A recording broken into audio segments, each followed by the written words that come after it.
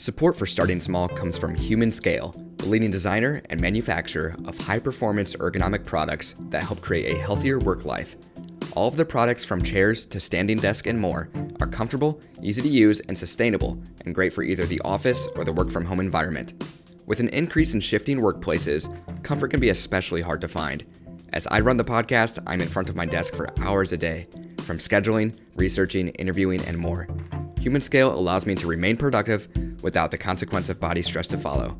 Make sure to check out Humanscale at humanscale.com and use code StartingSmall at checkout to save 20% off your purchase. That's code StartingSmall at humanscale.com, and enjoy the episode. Hello, and thank you for tuning in to Starting Small, a podcast about brand development, entrepreneurship, and innovation in the modern world.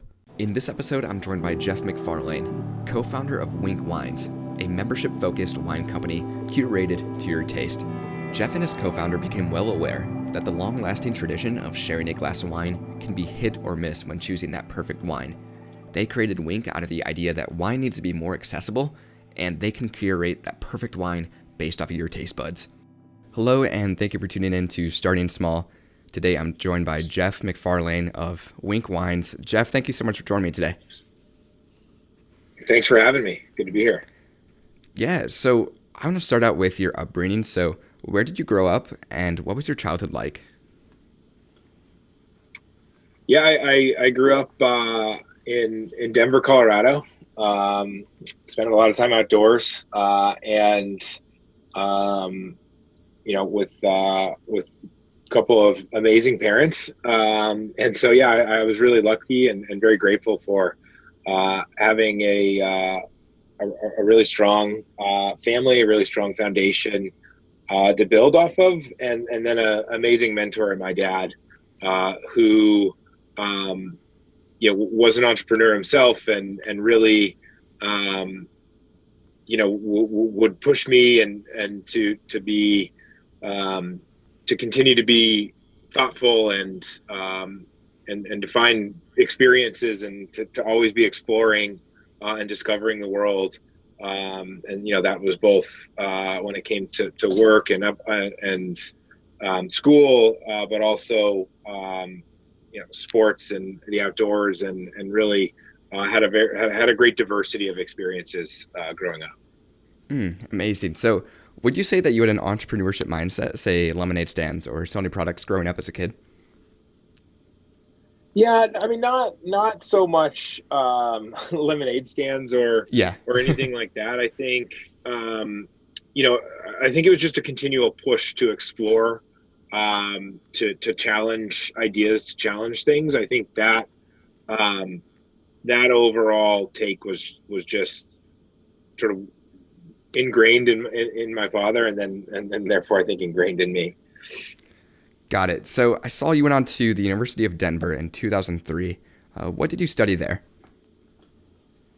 You broke up for a second there. Sorry about that.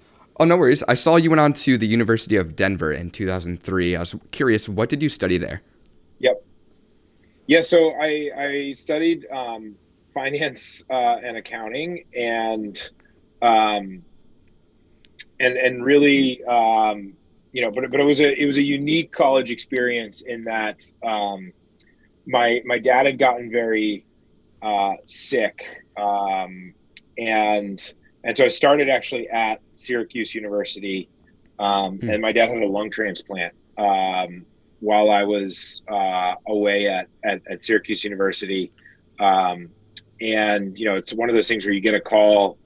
And a few hours later, you're having a massive surgery, and so Wow. That happened. The lung that he received actually had a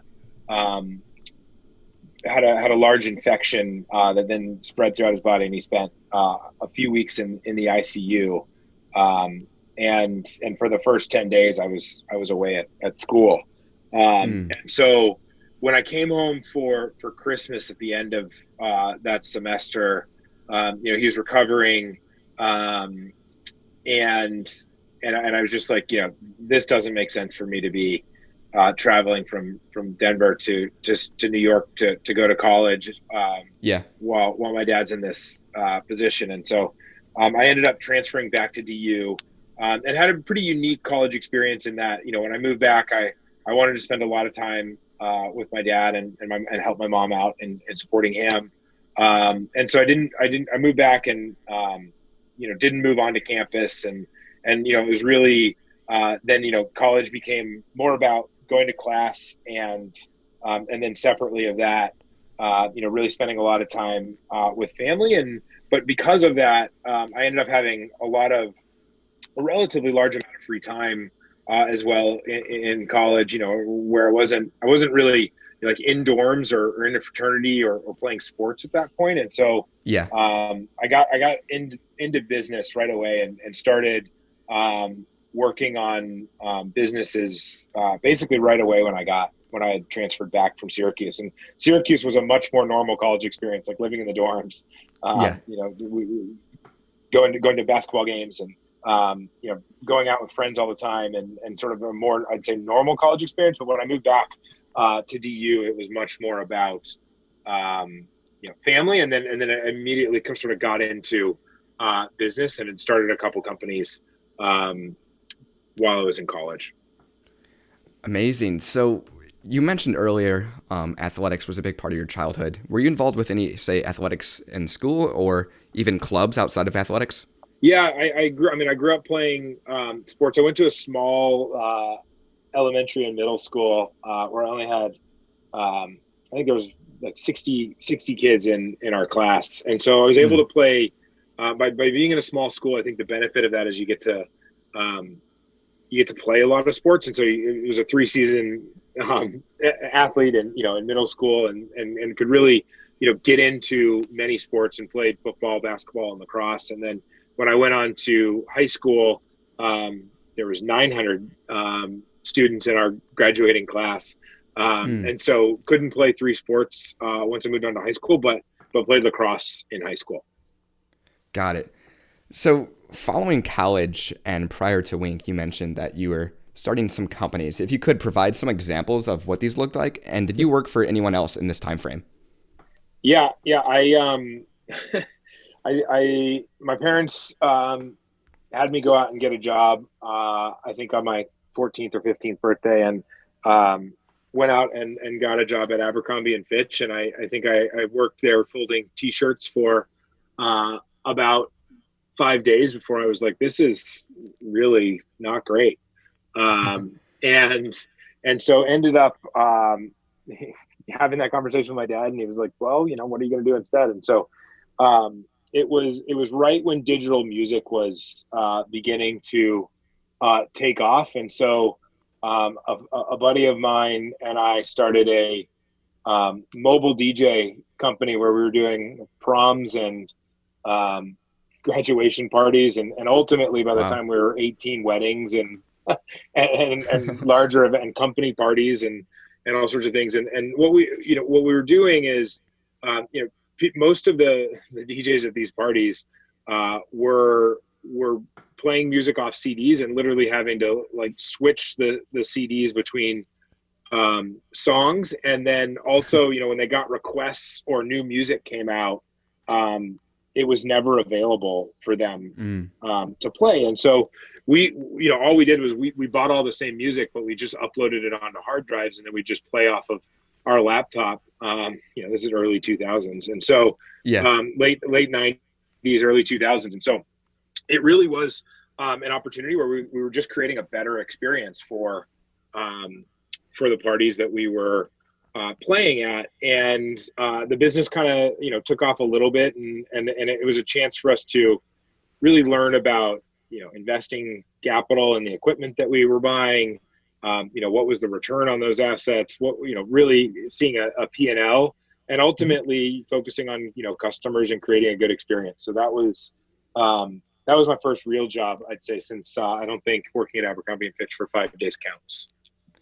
Wow. So did you continue this when you returned back to the University of Denver then? Was this through college? No. So that was through high school. And then when I went off to school, my business partner, who still remained, one of my best friends, and we still work together on a lot of ideas and are always sort of working on our prospective companies together. But he took over that business when I left, and then ultimately sold it to another business in Colorado, and got we each got a small, a decent amount of money that allowed us to start the first business that we started together when we came back to DU. And that was, we started getting into very, very small real estate development. So we were buying, very inexpensive homes and fixing and flipping them.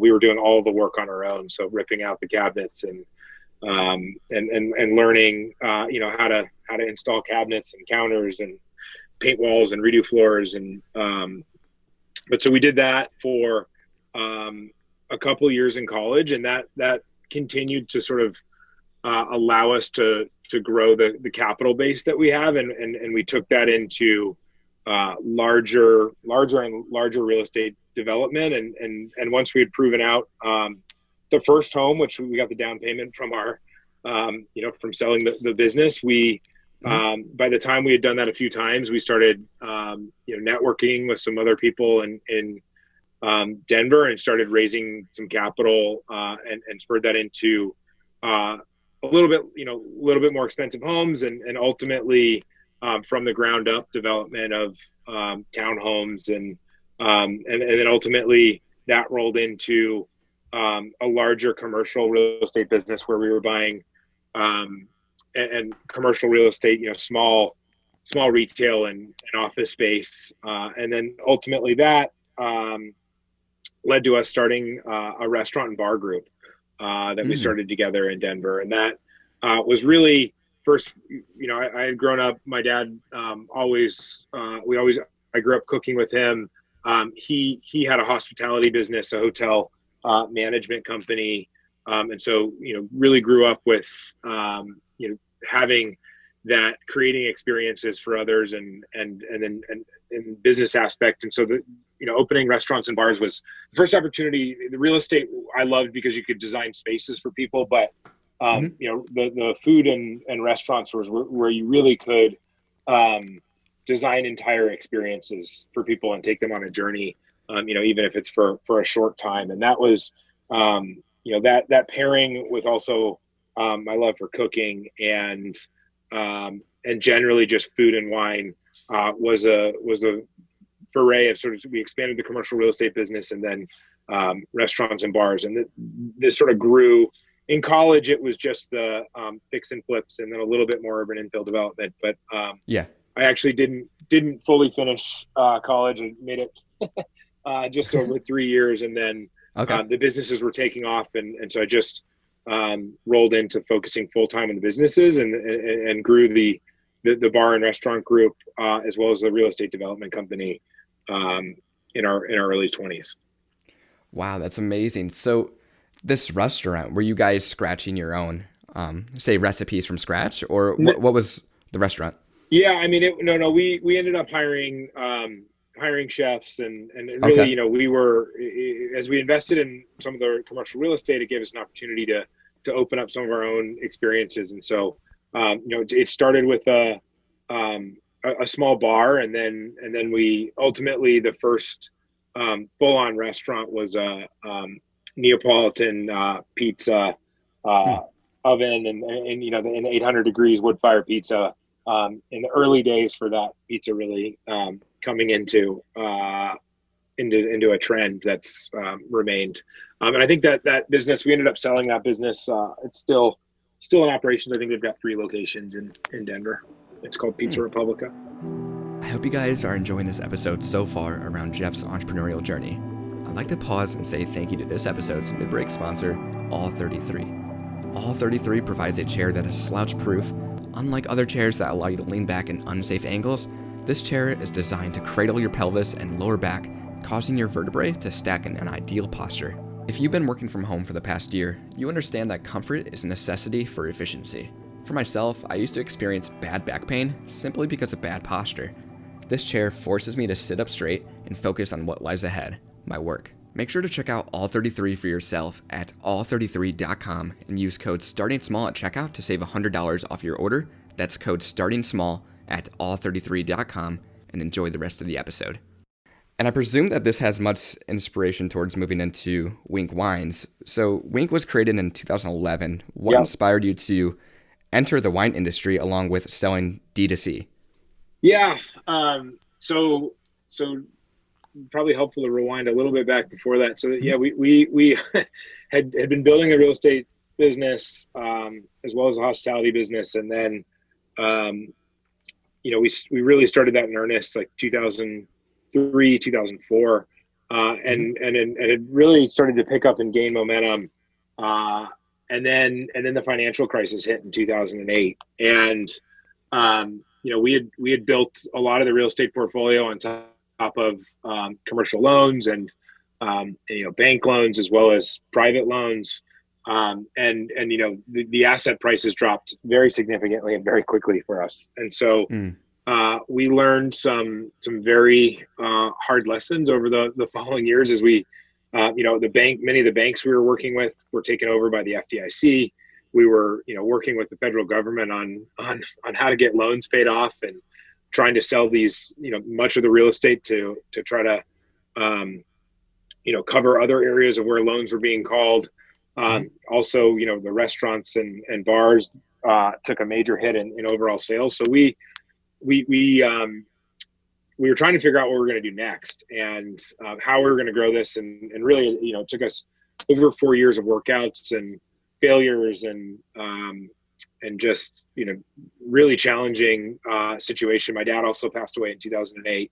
And so it was a really challenging time. And, and we had gotten to know another entrepreneur who had trouble with his business, which was a payments business in Denver. And so we were at the point where, the restaurants were, the ones that were working, the ones that had trouble through the economic or the financial crisis of 2008. We had either given back to, or we had sold, or we're selling the buildings, and then the spaces were vacant, and so we weren't doing a lot, and so we actually got involved in a payments business, in developing an online gateway and sales business that was relatively similar to Stripe or Braintree. And then we raised some money from some of the real estate developers and other connections that we had in Denver to turn that payments company around. And we're beginning to grow that. And that was really our first foray into, a business where you went into an office every day. You sort of had teams and developing culture.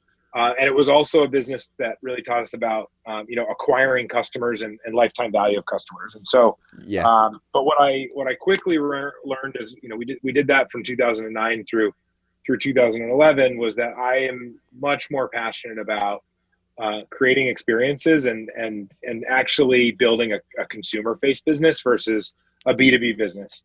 And maybe, the B2B business, great margins, really good businesses, building SaaS companies, but it just wasn't where my true passion lied. And so as we were building that business, ultimately the investors, that there was one major investor in that deal that really wanted to grow that business, to continue to grow that business and grow it cash flow positive. And we had an opportunity to sell some of that business to cover a lot of the real estate deals that we were trying to work out. And so it all kind of came together, and we ended up selling that business to cover and help us work out of some of the real estate deals, as well as really wanted to get back into something I was really passionate about, and that was the wine concept. And so it was really pulling the hospitality love that I had for creating experiences with consumers, and and then ultimately acquiring customers in a digital manner, and sort of through that business we had seen a lot of these e-commerce businesses start to really grow very rapidly. In 2010 and 2011, sort of the next sort of e-commerce, sort of web 2.0, when e-commerce started to go more mobile. People were in front of their computers much more often, and sort of the user experiences were starting to get better and better, and the technology was getting easier and easier to build. And so it was really a merging of all those different experiences that led to starting a business that I was really passionate about, that I was excited about building, and then in a space, and then taking, where the market was going, and really, connecting consumers with a product, and really connecting the next generation of consumers with a product that really made sense to take online. Got it. So where did you initially look for sourcing then for the wines, Yeah. the physical wine itself? So yeah, I mean, I'd had some great connections with sommeliers and other restaurateurs in Denver that had become good friends as we had built that business in Colorado. So it really leaned on them to start to introduce us to up and coming winemakers and producers that would be excited about partnering with this new subscription wine club, and that's really how it started. Is just connecting with winemakers and producers, and that was the original concept behind the business. Was we'd go out and find the up and coming winemakers that were doing something really cool, and then tell that story to the consumers. And what we realized over time was this was an amazing opportunity for us to market these products and ultimately get consumer data on which products were working really well. And then we've taken that back into our supply chain, and really, we're now investing in brands and products that we know consumers love, and we're growing those now in an omni-channel approach. Both through the wholesale channel as well as online. Got it. So at launch, then, what varieties of wines did you initially launch with? I mean, we were just beginning to explore all different types of stuff, but it's typical sort of main varietals that everyone knows is how we started with, Cabernet Sauvignon and Sauvignon Blanc and Chardonnay and Pinot Noir and Zinfandel and Red Blend. So it was really, the core varietals from exciting winemakers that we had found. And ultimately that's how, within months I'd met Brian Smith, who's been a co-founder with us and is now the president, and I'm CEO. And, he was one of those winemakers growing one of his own brands, and realized the challenges of getting a new brand and product off the ground in the current distribution system. Realized the power of getting scale in that, but really being able to go digital first and make sure that you're building a product that customers love before you go out into distribution. And so he really saw that vision, and we've been partners now for the last 10 years. Awesome. Logistically, what does the shipping process entail for D2C wine then, being an alcoholic beverage? Yeah, so FedEx and UPS really handle the logistics of picking it up from our warehouse and delivering it to a customer, and then we're integrated with a software that helps us manage compliance and payment of the right taxes to the right states. And then we had to go through a licensing process. In every state that we ship into, we need a license to ship alcohol into that state as a winery and a direct consumer shipper. And so, it's taken some work to get all of those licenses in place, and then the right technology integration to make sure we're filing correctly and that we're compliant in who we ship to. But ultimately, we run two warehouses where we do all of the pick, pack, and ultimate fulfillment, and then FedEx picks up from there, and they handle making sure that the recipient is over 21, and ultimately handle getting the box from our warehouse to customer stores. Got it. And entering into this kind of like new industry, into the wine industry with this new segment, what were your main forms of marketing then, especially being D2C, which was not traditional prior? Yeah, I think so our customer base is much younger than most of the wine clubs and online, and most of where wines are being shipped to me. Even some of the other people that might think that we're competitive, like Naked Wines or First Leaf has a much older demographic. And I think that really boiled down to when we started the company in 2011, 2012. That was really there was this huge opportunity at the time for advertising, for advertising and getting customers very inexpensively on Facebook. It was really before digital marketing had really taken off. And so there was a really big hedge at the time for the big brands weren't on it. You weren't competing with, a lot of big brands. And so we really used that to spur a lot of our early growth in 2013, 14, 15. It's still a major advertising channel for us today, but we're a lot more diversified and go after a lot of other channels outside of those. But sure. Really, I think that's why we have 75% of our customers are under 44. And wow. So we've got a much younger customer than most of our competitors. And I think it's where we really started, and when we started, that's allowed us to really grow that customer base. We're also, most of the wine buyers online historically have been male, and we are predominantly female. So we've really brought a new generation of customers and wine drinker to one, I think, just drinking wine in general. But we're bringing a lot of new buyers to the space that I think other companies have had challenges connecting with that demographic of customer in the wine space. And I think it's one of the reasons we've been so successful. That kind of tails into my next question. Looking at Winc today, what would you say separates Winc from competitors? Say customer service, the physical product, etc. Yeah, I think at the end of the day, we believe we're a wine company first. And so it's our job to deliver the absolute best products that customers love. I think we've got a very unique model in the way that we do it. We've got, we really focus on where can we be innovating on new products? How can we be, really thoughtful in the products that we go into? And then how can we go really deep into those products to make sure that they're the best products on the market for the dollar? And so we spend a lot of time focusing on how do we have the best products and not necessarily the most products. So we're not trying to be a company with the most selection. We're not trying to be a company with unlimited selection. We really want it to be extremely curated. And then the products that we're going to work on, we want them to be phenomenal. And then we really want, to tell the story of those products to our customers so they know why we're producing them, why we're so excited about them. And so, we had last year, we Summer Water has been one of those products that we think we're just making some of the best rosé in the world. And, we care most about our customer reviews and the actual product success of how much do our customers love it. Yeah. And that's a product that certainly remains true, but it's also nice to get some industry love. And, last year, Summer Water was in the top 100 wines of the year, rated by Wine Enthusiast, and was the highest rated rosé in the world by them. So it's wow. Pretty cool.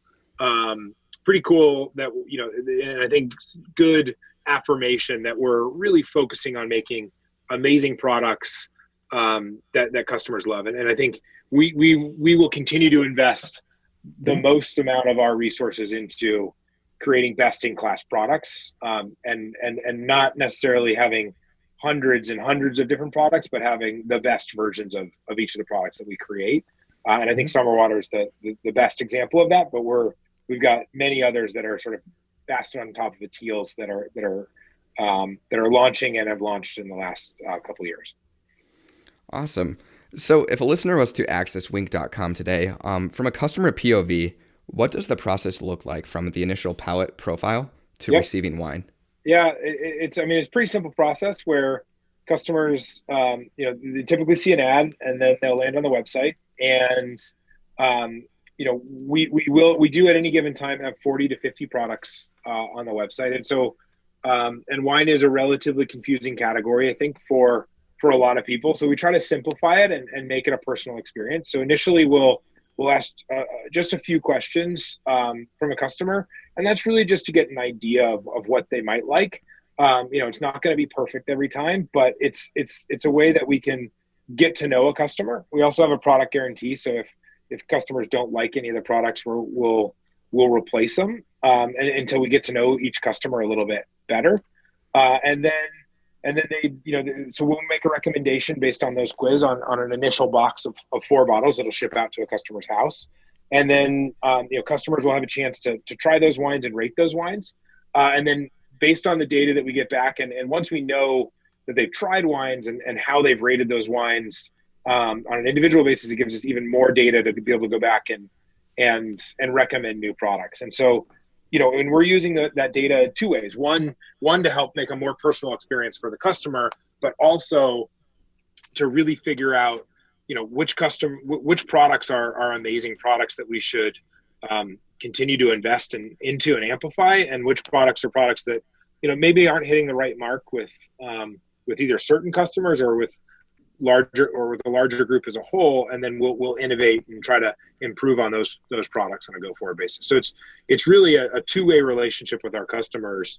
And then, once they've gone through and rated, each month they're you get credits put into your account that is charged to your credit card, and then customers can come back and choose and shop whether they want to buy a wine again that they love, or whether they want to explore some new products that we might have launched or tried, or that they may want to try something new. Awesome. So I like to conclude each episode with this. If you could share one piece of advice with an aspiring entrepreneur, what would that be? Maybe something you've learned or regret? Just anything. Yeah, I think, I think as an entrepreneur, what you're trying to do is look for problems that exist that you believe exist out in the world, and then create value for customers and iterate on that idea. And the initial idea that you launch with is maybe not that. There's almost always not going to be the idea that you end up with. But I think if you find a problem that you're passionate about solving, and then just creating a perseverance and a will to want to continue to grow, iterate, push, and learn. It's your job to just take in all the different factors, continue to learn, get better, and iterate forward to solve a problem that exists out in the marketplace. And I think that persistence mixed with trying to solve real problems is what's led us to, or me, to be successful with Winc. And there's certainly been years where it's been a lot harder to grow the business, and there's been times when no one believed in investing the dollars in the business that we felt like we needed to grow it. And those times come and go, and you just continue, I think, with persistence and with a focus on solving problems and learning. And that's gotten us to where we are today. We've had a great period of growth the last year, but I'm sure as we continue to grow this business in the future, there'll be plenty of challenging times where we have to look back at how we can be better for the customer and how we can learn as a company so that we can push forward and go to the next stage. Amazing. Well, Geoff, thank you so much for joining me. And to the listeners out there, make sure to check out Winc Wines at winc.com. Thanks so much for having me, Cameron. Hey, thank you for listening to this episode of Starting Small. If you would, leave a review on whatever platform you're listening on. Also, follow Starting Small Pod on social platforms to keep up to date on future guests.